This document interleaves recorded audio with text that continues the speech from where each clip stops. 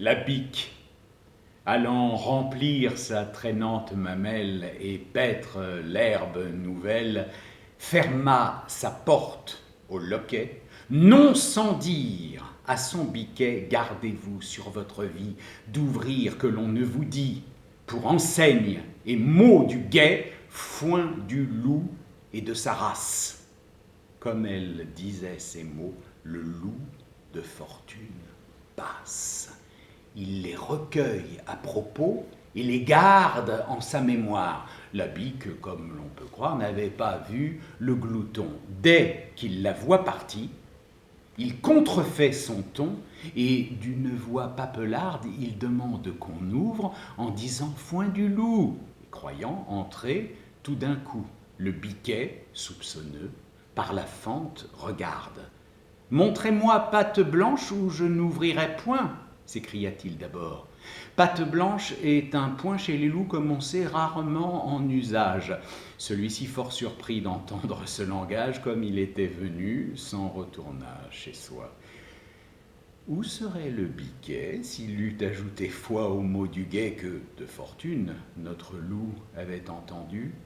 Deux sûretés valent mieux qu'une, et le trop en cela ne fut jamais perdu. Ce loup me remet en mémoire un de ses compagnons qui fut encore mieux pris, il y périt. Voici l'histoire. Un villageois avait à l'écart son logis.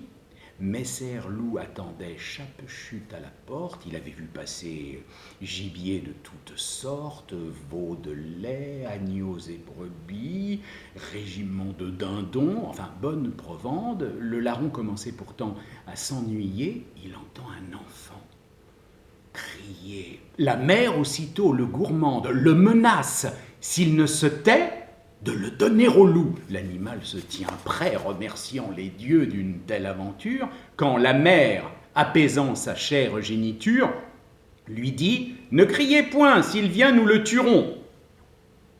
Qu'est-ce ceci? S'écria le mangeur de moutons.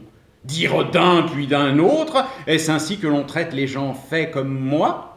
Que quelques jours ce beau marmot vieille vienne au bois cueillir la noisette. Comme il disait ces mots, on sort de la maison. Un chien de cour l'arrête. Que veniez-vous chercher en ce lieu, lui dit-on. Aussitôt, il conta l'affaire. Merci de moi, lui dit la mère, tu mangeras mon fils. L'ai-je fait à dessein qu'il assouvisse un jour ta faim? On assomma la pauvre bête. Un manant lui coupa le pied droit et la tête. Le seigneur du village à sa porte les mit, et ce dicton picard à l'entour fut écrit: Biochire le n'écoutez mi mère, tanche un fieux qui crie.